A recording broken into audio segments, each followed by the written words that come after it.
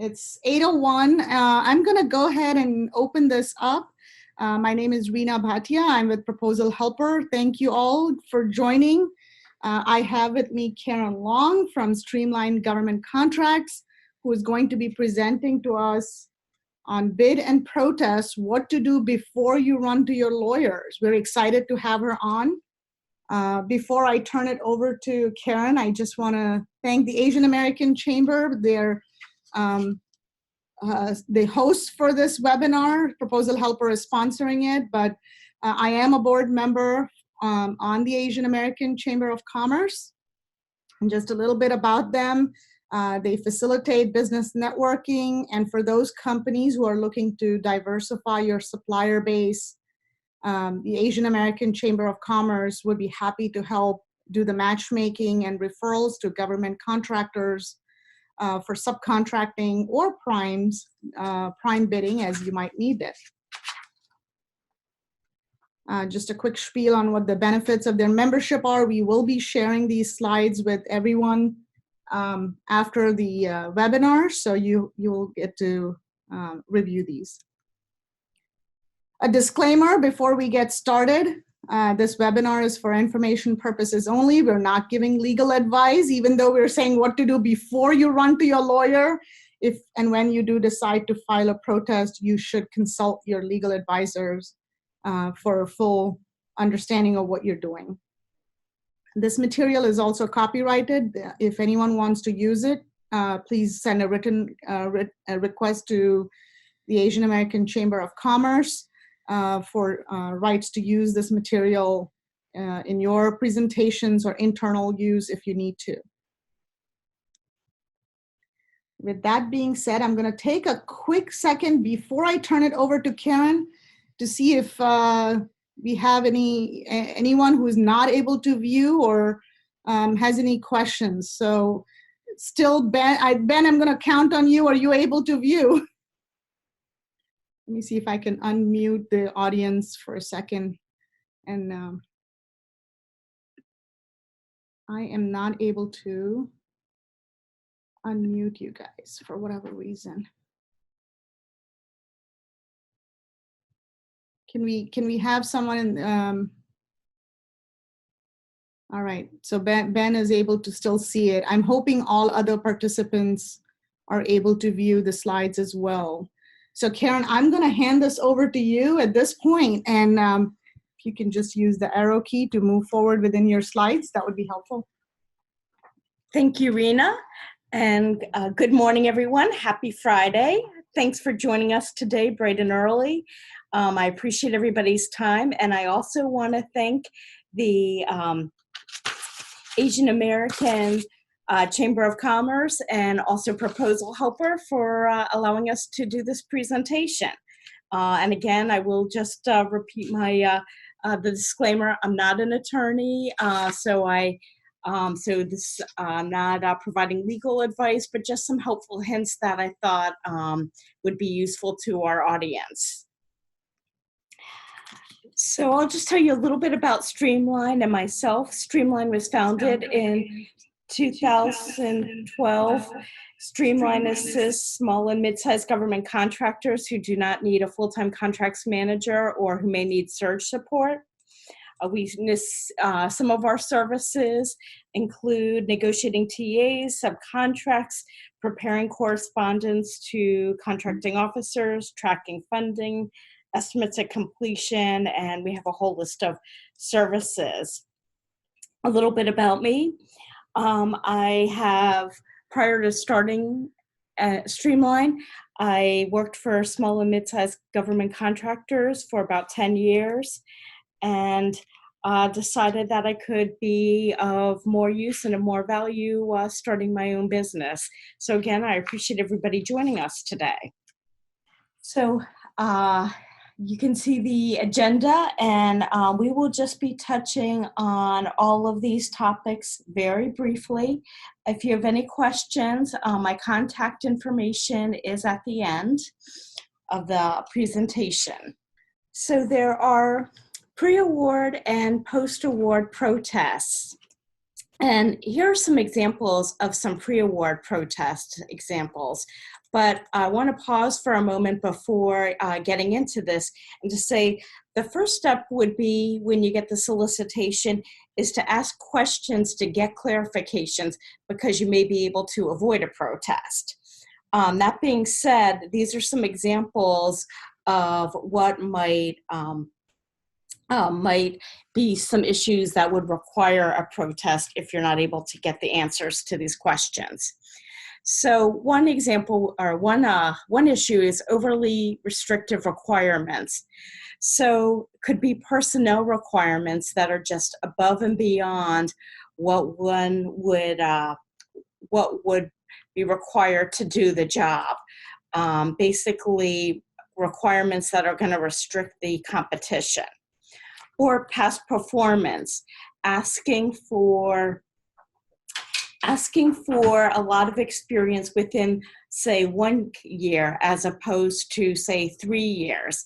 Again, some of these qualifications may be inadvertently or not restrict competition, and that would be a pre-award protest.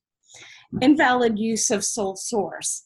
So there may be other companies that, and maybe even your company can provide the same service, but the government has opted to issue the sole source award. Maybe there is another product or tool that can accomplish the task, in which case there should be competition. Ambiguity or faulty evaluation criteria, or evaluation criteria that is contradictory. Incomplete statement of work that makes it difficult, if not impossible, to really put a cohesive proposal together that would also, that you would be able to price. So, for example, if there is a solicitation for a help desk, however, you have no idea if there are going to be 50 calls a day or 1,000 calls a day. Is it all over the U.S. or is it in one specific jurisdiction? Obviously, that's an extreme, but again, just trying to get the point across that if there's an incomplete statement of work in which you need more information to put together a bid, that would be a pre-award protest. Let's take a quick second and see if there are any questions or issues that our participants are having. I see a couple. If anyone has questions, please, you can use the Q&A portion to ask us questions and we'll be happy to answer, but I'm assuming everybody is able to view our screen and hear Karen and all the information she's sharing. So, all right, you can continue. Thank you, Reena. The important thing is, and we'll touch on this again, but you need to do a pre-award protest prior to solicitation. And as we go on in our slides, we'll touch on this again, but that is just something to keep in mind, whether again, it's going to be a pre-award or post-award protest. So these are, again, some examples of post-award protest. Unfair or unreasonable evaluation criteria. Not evaluating as advertised. So if they say that the technical is more important than price, but in the end, that's not the case, then again, that would be a post-award protest. Unequal treatment. So for example, if the government is giving information to one contractor and not the other.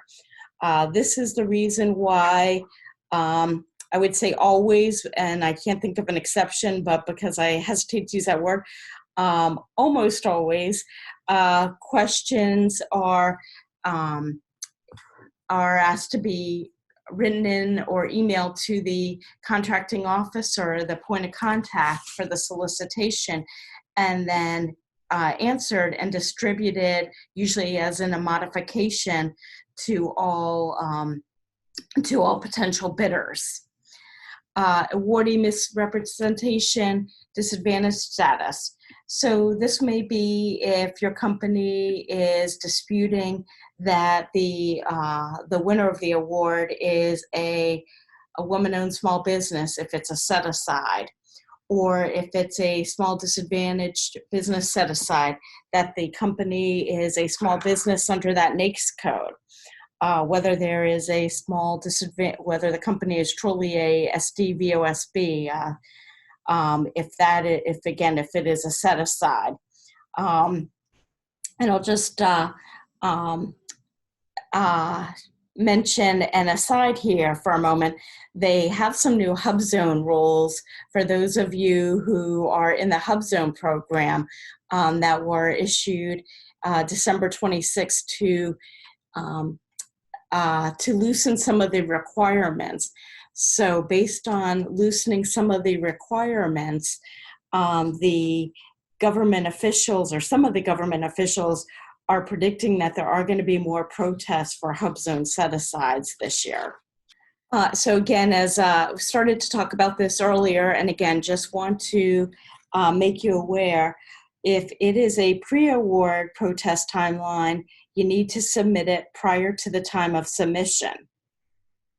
If it is a down select, so that your company is being removed for competition because you're not in the competitive range, then you need to file within 10 days of debriefing or knowledge of grounds for a protest. And this would be, and these are, it's important to note that these are calendar days. So again, something to keep in mind. I'm just going to mention here real quick on the slide, it says that there's an additional blog that was co-authored by Victoria Woodlock at ProposalHelper and Sai Alba at Polaro Mazza. It's posted on ProposalHelper's LinkedIn site that talks more about timelines and protests. So if somebody wants to get more information, you can always check out that blog as well. So now back to before you run to your attorney, as we were talking about, so here are some things that you may want to check. And this is based on a colleague of mine who is an attorney, in terms of someone who went to her law firm.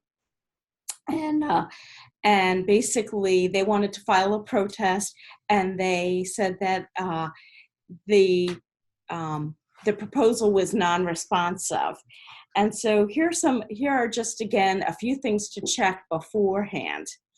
Was your proposal submitted on time? So again, in the government world, if the proposal is due at 4:00 p.m. Eastern time, that is not 4:01 or 4:02 Eastern time. And I always recommend that companies take into account that there may be, the internet may be slow if a lot of people are trying to submit their proposals at the last minute. So to keep that in mind and to plan ahead in terms of the proposal submitter. The government is pretty unforgiving in that respect. The correct size font was used. So again, generally, there is a size font that is specified to be used. It's generally, or it's often different for the text versus the graphics. So again, are you compliant with that? The page count was not exceeded for each section. For resumes, if resumes are counted in the page count, and sometimes they are, sometimes they are not, depending on the solicitation, excuse me. And that the cover letter has all the items requested. So the DUNS number, the cage number, the point of contact, that it's addressed to the appropriate person, etc. Whatever the instructions say, that you have included whatever it asks to be included in the cover letter as such. The correct validity period, whether it be 180 days, 90 days, 60 days, it is important to make sure that your proposal is valid for that entire period. That also gives your company a clue as to when the government expects to award the contract. Now, the government can also come back and ask you to extend that validity period, but at least you can see what they have in mind. So that's just a helpful hint as well. And again, here are a couple other examples of making sure that your company submitted a responsive proposal, that you included the requirements in each section as they were requested. So for example, maybe it makes more sense for, in your company's views or in your writer's views, to include information under or in the understanding the problem section. However, if it says to put it in the management approach, you need to make sure that you're following the guidelines. Sometimes it asks for the same information in two different places. Sometimes it asks for the same information in two different ways. So again, it's just very important to make sure that you are responding to the solicitation. Using the resume format provided and completing, making sure that the past performance information is complete and accurate, and again, in the format provided. Usually or oftentimes there's a slight format change from solicitation to the solicitation. It's great that you can gather that information and you might have that information, but again, make sure that you are complying with the instructions. Okay. This is an example. This is something that Streamline has developed over time. Not to say that you have to use this one, but I did want to share it. So this is an example of a compliance matrix that, again, that Streamline uses. And we ensure that we've covered every section. So that includes the submission section, the volume, and then within each volume, the section in terms of what the instructions are. And you can see there's a checklist to show whether, in fact, your company has met that requirement, and that you can check it off in the proposal.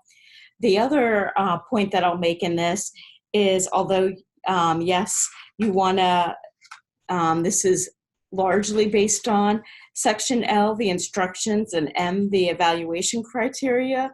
Sometimes there is something stuck in another part of the solicitation or the RFP that, you know, inadvertently or not, that you want to make sure you cover. So yes, this is largely going to be based on Section L and M, but you also want to go through the rest of it as well. So just being respectful of time here, Karen, we're about 8 minutes from ending the call or ending the webinar. So for those of you who want to stay longer, certainly stay on. The webinar line will be open, but we'll let Karen move quickly through these. Okay, thank you, Reena. Is your company an interested party? So an interested party would be those who may win or would have won if the if in fact there is an issue with the awardee. And with that, I get this question often. So subcontractors cannot protest. They can assist the company that would be the prime in their protest, but they cannot in themselves submit a protest. So know what part of the FAR that the solicitation is based on. And this is important for a couple of reasons. If it is based on a negotiated FAR Part 15 negotiated, then you must have a debriefing before you can file a protest. If it is FAR Part 8, then you are not entitled to a debriefing based on that FAR part. So And the other thing is you must request a debriefing within 3 days after the receipt of notice. And again, so these are a couple items in which you are entitled to. A debriefing within 5 days after receipt of the request, if reasonably practical. A debriefing in writing, orally, or by any other method acceptable to the contracting officer. The key point here is that the government gets to determine it. Significant weaknesses in the offeror's proposal as determined by the government. So again, that is the information that the government should be able and willing to provide to you. The overall technical rating and price of the successful offer. The overall ranking of all offers, summary of rationale for award, and the make and model of commercial items, if any, to be delivered by the awardee. These are a couple things that you are not entitled to at a debriefing. The point-by-point comparisons to the other offers' proposals. The trade secrets or other confidential manufacturing processes or techniques from other offers. Financial proprietary information, including indirect rates, or the names who provided the references for your company. And what I want you to take away from this slide is, if you are deciding or you are considering a post-award protest, timelines are of time is of the essence. Depending on the type of solicitation, again, whether it's a negotiating, procurement, commercial item, multiple award schedule, or task order, you have between 4 and 10 days. And also, depending on whether you're asking for a performance day, which means that work does not begin until the protest is resolved. There are different types of venues depending on the post-award protest. So it might be at the agency level, GAO, U.S. Court of Federal Claims. This is something to discuss with your attorney. There's pros and cons to both, to all. I will say that the U.S. Court of Federal Claims is the least common and also most expensive. But again, each of these venues has their, has a rationale for why you might want to consider them. And again, that's a discussion for you to have with your attorney. But the bottom line on this slide is time is of the essence, because you will need to make a quick decision about whether you are going to file a post-award protest. So I hope that this presentation was helpful for you. Again, do your homework and know the timelines. In the end, that can save you time and money. And if you have any questions from this presentation, please feel free to contact me directly at my email, or feel free to give me a call as well. So again, I want to thank ProposalHelper as well as the Asian American Chamber of Commerce for hosting us today. And I will turn it back over to Reena. Thank you very much. Well, thank you so much, Karen. I appreciate it. It was a wonderful presentation. Lots of information, and I know 30 minutes is just not enough time to go over all the details, but a quick overview, and I hope the audience got something out of this. You do have Karen's contact information. If you need to reach out to her after this call, please feel free to do that. If you are looking to promote your company, you're interested in being a panelist on our webinar and have some educational material to share, please feel free to contact me. We would love to have you on our next webinar. So thank you so much again for all of those who logged in. Let me just check if there are any questions here. There is one question, and it's a very lengthy one from Edward.